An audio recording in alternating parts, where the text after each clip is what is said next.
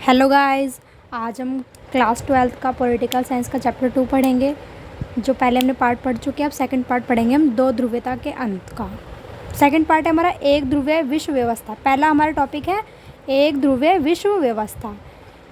ये क्या थी एक ध्रुवीय विश्व व्यवस्था? इसमें जब दोनों महाशक्तियों में लड़ाई हो रही थी, जब सोवियत संघ ख़त्म हो गया तो एक महाशक्ति बची। वो कौन थी? हमारी अमेरिका महाशक्ति बची। तो यही हमारा एक ध्रुवीय विश्व व्यवस्था कहलाता है, जो शीत युद्ध के बाद का दौर था। और एक महाशक्ति थी अमेरिका, और अमेरिका का वर्चस्व भी एक ध्रुवीय विश्व व्यवस्था कहलाता है।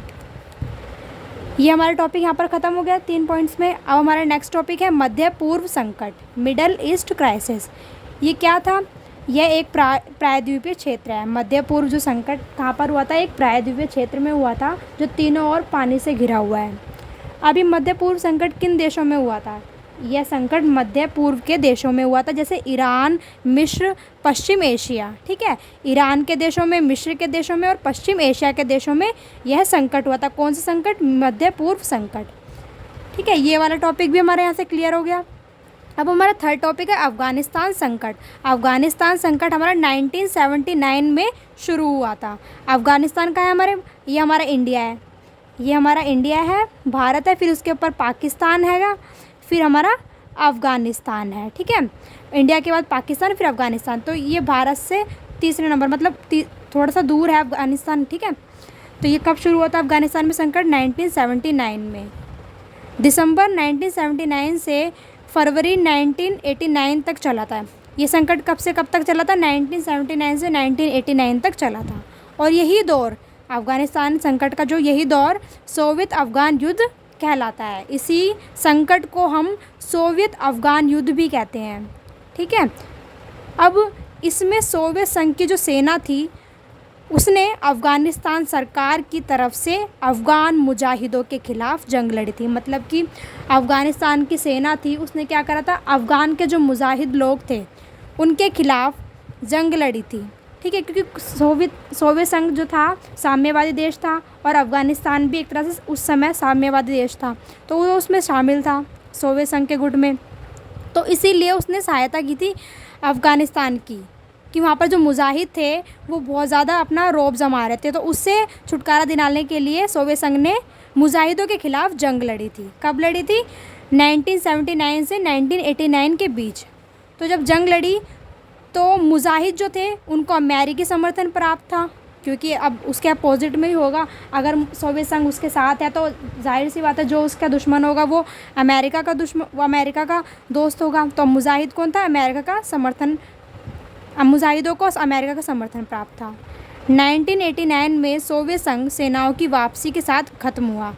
अफ़गानिस्तान संकट जो था 1989 में, जब सोवियत संघ की सेना जो थी, जब यो युद्ध लड़के वापस लौटने लगी सोवियत संघ में, तो ये युद्ध जो था अफ़गानिस्तान का वो ख़त्म हो गया। ठीक है, 1989 में ये युद्ध ख़त्म हो गया था।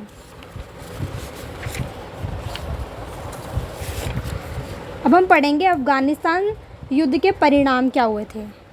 अफ़गानिस्तान युद्ध के परिणाम, इसमें 15,000 सोवियत सैनिक मारे गए थे। सोवियत सैनिक मतलब कि जो सोवियत संघ ने सैनिक भेजे थे अफ़गानिस्तान युद्ध में लड़ने के लिए, तो 15,000 उनके सैनिक मारे गए। और सोवियत संघ की आर्थिक स्थिति बदहाल हो गई थी। मतलब वहाँ की जो आर्थिक स्थिति थी, जब उन्होंने इतने सारे हथियार और परमाणु इस पर खर्च किए अफ़गानिस्तान पर, तो उसकी जो स्थिति थी, आर्थिक स्थिति बहुत ज़्यादा बुरी हो गई थी। आतंकवादी गुट का जन्म हो गया था, जैसे तालिबान, अल-कायदा। अब ऐसी स्थिति उत्पन्न हो गई थी, तो अफ़गानिस्तान में बहुत सारे ऐसे गुट का जन्म हो गया था, जैसे तालिबान और अल-कायदा। तो ये अफ़गानिस्तान युद्ध के परिणाम हैं कि बहुत से सैनिक मारे गए, आर्थिक स्थिति खराब हो गई थी सोवियत संघ की, और आतंकवादी गुट का जन्म हो गया था अफ़गानिस्तान में। अब हमारा नेक्स्ट टॉपिक पढ़ेंगे खाड़ी युद्ध। ठीक है, खाड़ी युद्ध क्या था? फारस की खाड़ी के देशों में हुआ था। यह जो युद्ध था, ये फारस की खाड़ी, जहाँ पर फारस की खाड़ी है, उन देशों के बीच यह युद्ध हुआ था। अब फारस की खाड़ी में कौन से देश आते हैं? इराक, कुवैत, कतर, ओमान आदि। ये सारे देश कौन से हैं? जिनके पास तेल बहुत अधिक मात्रा में, और ये सभी देश जो हैं तेल उत्पादक देश हैं। ठीक है, इन्हीं के बीच खाड़ी युद्ध हुआ था। अब प्रथम खाड़ी युद्ध कब हुआ था? 1990 में, 1990 में हुआ था। अब इस युद्ध में क्या हुआ, इराक ने कुवैत पर कब्ज़ा जमा लिया था। जब इराक एक देश है जिसके पास बहुत ज़्यादा तेल है और वो तेल उत्पादक देश है, तो उसने क्या करा, कुवैत पर कब्ज़ा जमा लिया। और जब इराक को समझाने की तमाम कोशिश, मतलब बहुत से देशों ने इराक को समझाया कि तुम वहाँ से अपना कब्ज़ा हटा लो, पर इराक नहीं माना।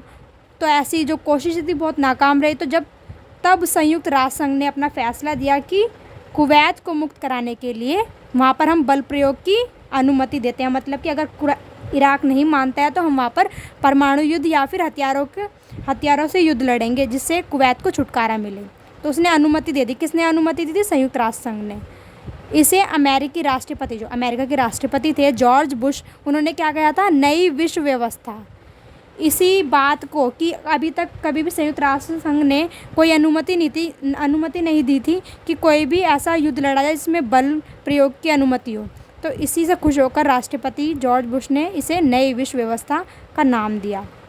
अब जब प्रथम खाड़ी युद्ध हो रहा था तो इसमें 30 देशों की, मतलब संयुक्त राष्ट्र संघ ने 30 देशों को शामिल किया और वहाँ की मिलीजुली 6,60,000 सैनिकों की भारी भरकम फौज ने क्या करा, इराक के विरुद्ध मोर्चा खोला और इराक हार गया।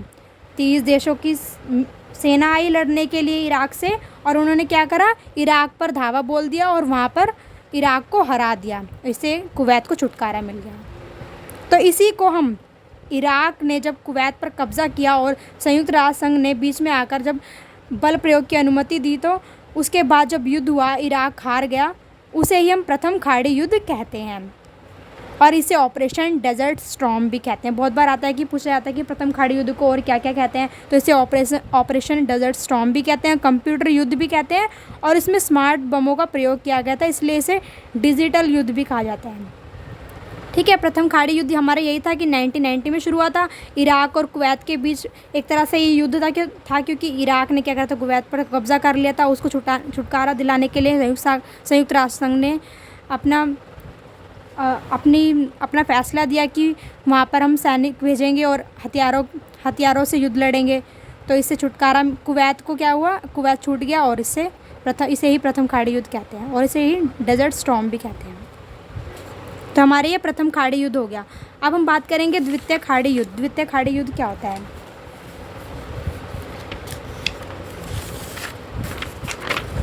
द्वितीय खाड़ी युद्ध हमारा 2003 में शुरू हुआ था।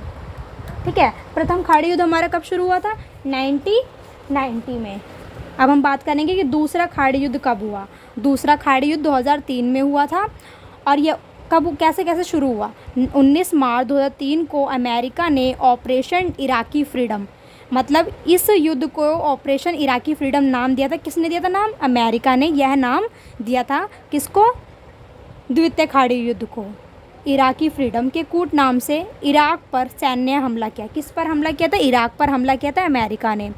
और हमले के कारण अमेरिका ने क्या दिया कि जो इराक है वो सामूहिक संहार के हथियार बना रहा है। मतलब कि इराक जो है एक जासूसी तरीके से गलत हथियार बना रहा है जो उसको नहीं बनाने चाहिए। तो इसलिए अमेरिका उस पर वो हमला करेगा या फिर युद्ध करेगा। लेकिन हमने जब देखा बाद में बहुत सारे वो जांच की गई तो पता चला कि वहाँ पर कोई भी ऐसा प्रमाण नहीं मिला कि वहाँ पर सामूहिक संहार के हथियार बनाए जा रहे हैं।